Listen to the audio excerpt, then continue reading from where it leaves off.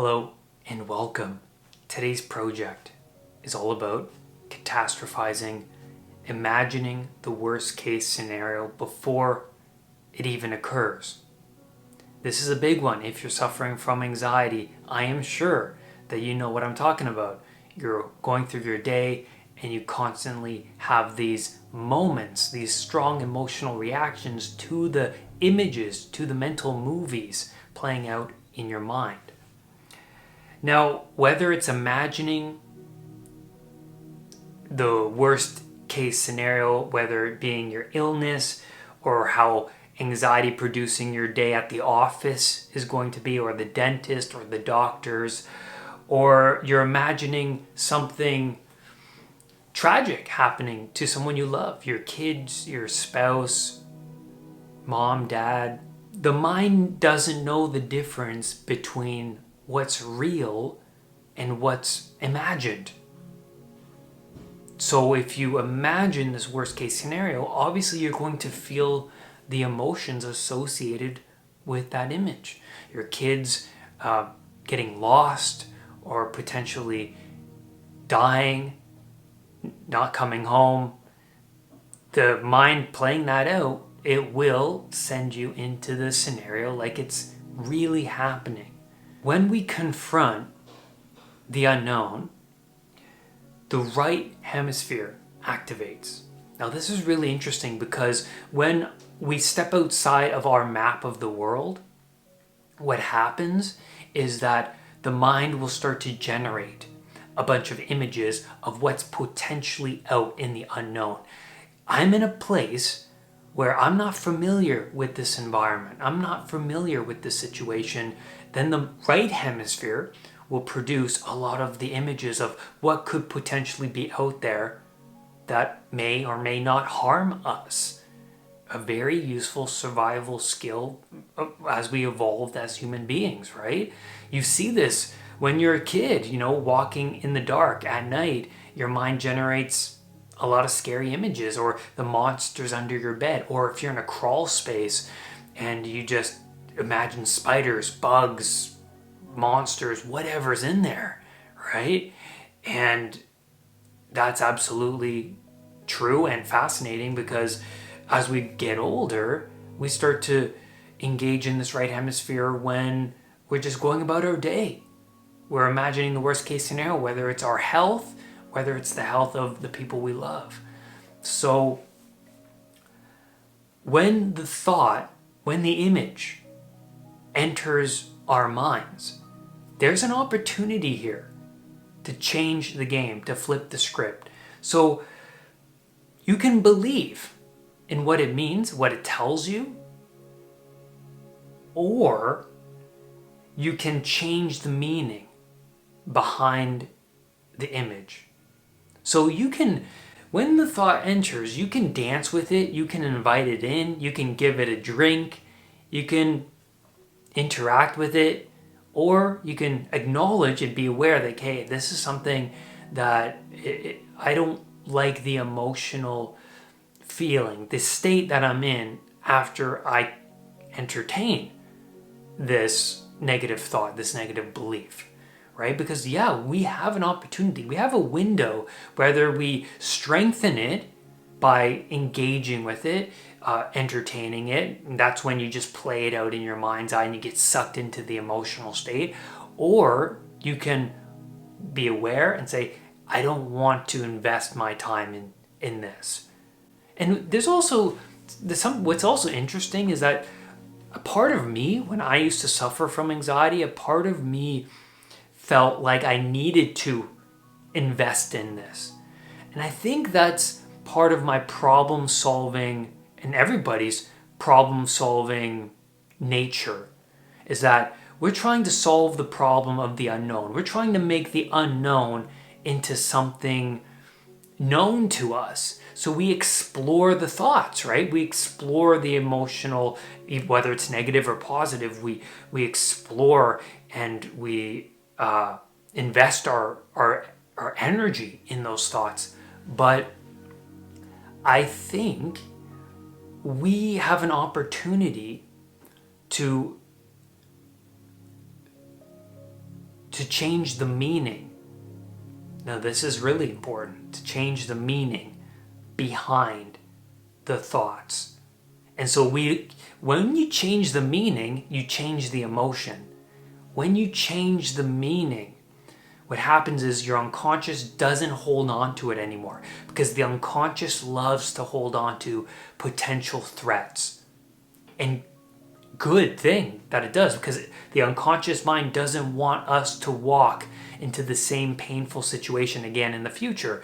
So if we don't resolve it or change the meaning behind the negative thought or the painful thought or the negative emotion that you're currently experiencing, then it's going to stick around.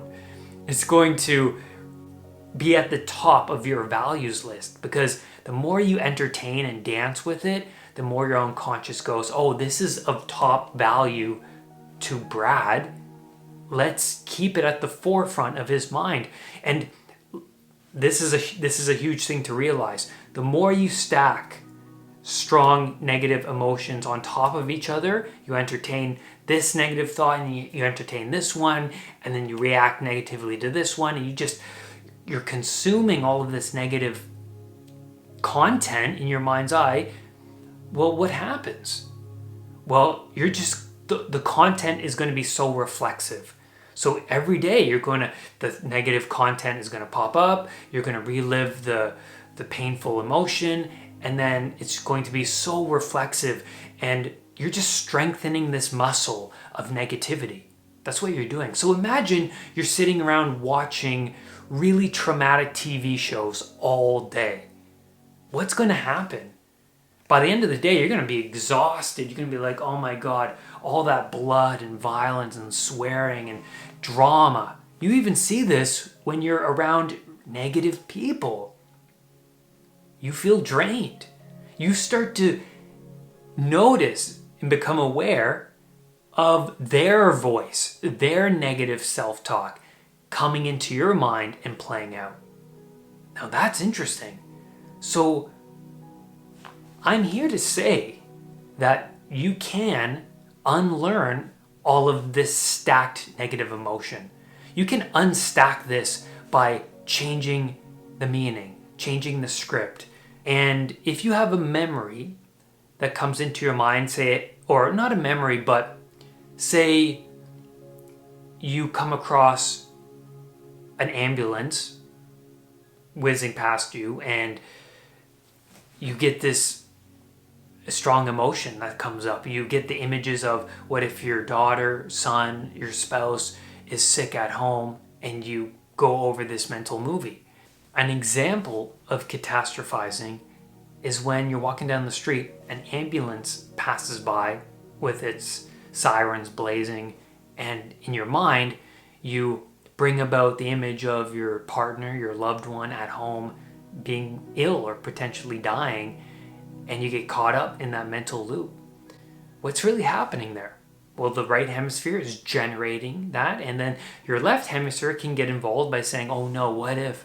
Oh no, what if? And that just brings you into that emotional state. But then we can use this left hemisphere, which is so interesting. The left hemisphere is our more evolved part of our brain, right? The brain that engages in rational dialogue. We can use words to calm down the abstract representations brought about by the right hemisphere. So when the right hemisphere produces the images of the potential that's in the unknown, we can use the left hemisphere and go, hold on a minute, there's 48,000 people living in my city. The chances are that it's going to my house very slim. Or you can say to yourself, calm down, Brad, relax. Do I want to invest my time in this thought? I reject this thought. I reject this thought. And I say it like a mantra. I use the rational brain and I use short utterances like a mantra to break the pattern that once was extremely strong. Because I suffered from so many catastrophic thoughts every single day. I had to slowly chip away at this pattern by flipping the script and attaching a new meaning to the catastrophic images I was always accustomed to, right? I was disciplining my brain. And I had to engage in that rational self-talk and say, hold on a minute here. Is this the emotional state I want?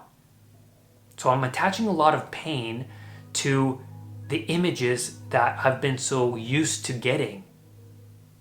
And that's really interesting because I'm now separating myself from the images.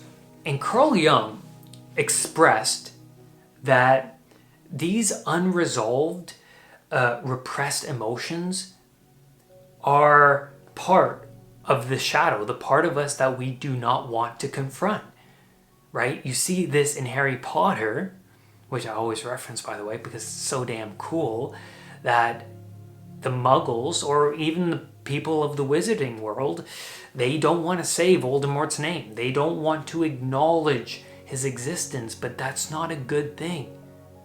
You need to acknowledge the thing that you fear the most so that you can best prep yourself to confront the fear. Voldemort's name is the thing that's lurking in the unknown, right? That's the thing that could potentially kill you. And remember, the right hemisphere generates the potential threats in the unknown when you encounter it. So when you encounter the unknown, what's the best thing to do? To explore the unknown, right? Explore Voldemort. The more you explore what you fear, the less of a hold it has over you, and the more confident, the more braver you become. That's it. You desensitize yourself to the thing lurking in the back. So for me, a big part of my anxiety recovery is to confront the things that I do not want to confront. To confront my inadequacies, to confront my fears, to do things I don't like to do, and in turn, I discipline the mind. I can clear out all of the baggage. I can make myself braver and more independent. That's important to know too. So we can shrink the fear, and we can eventually get to a point where the painful emotion is no longer painful, but it's more neutral or even positive. We can flip the script. So here are some techniques that you can do to flip the script of all of these thoughts coming into your mind's eye. First of all, write it out. It shrinks the fear when you write it onto paper. There's something about confronting the truth of the thought when you write it down that it's uncomfortable to write it down because you don't want to say Voldemort's name. You don't want to realize Voldemort is there. You don't want to confront the fact that you're thinking this thought about your partner, about the person at work, about yourself. Write it down. Really powerful. The next thing is imagine in your mind's eye what you would like to see instead. So you're imagining the worst case scenario. How about imagine the situation the way you would like it to go? What would happen? What would your posture be like? What would you say to people? How would it play out the best way possible to get the emotion you really want from the situation? And then this is a great question. Why is this a blessing that I'm experiencing this catastrophic thought? Why is it a blessing? What is it trying to teach me? Why is this a blessing? Next, when you get the image, the catastrophic image, the movie, I want you to take the movie and I want you to do this right now. Take an image that has been on your mind and imagine the image going through a paper shredder and shredding into 50 pieces of paper. And I want you to take all those pieces and put it back into your mental shredder. And then I want you to imagine all those pieces of paper being scrunched up and throw it into a waste paper basket and imagine it disappearing into the unknown. Now I want you to do this and notice how you feel. What's so interesting about this is that the brain has already made associations between the garbage bin and being gone, being out of your life. Also, a paper shredder, the brain associates that paper shredder as something that's completely destroyed and no longer usable, right? So you take the mental image of the catastrophic thought that comes in your mind's eye, be aware of it, which is very good. That's the first step. Be aware that it's there. Send it through that shredder 2 times, scrunch it up, throw it in the paper basket bin of your mind's eye, so you're using the right hemisphere to generate this new movie. And the purpose of this is so that the brain now understands that this catastrophic movie image is no longer useful to me, that it's now associated with the trash, being gone. I don't want this.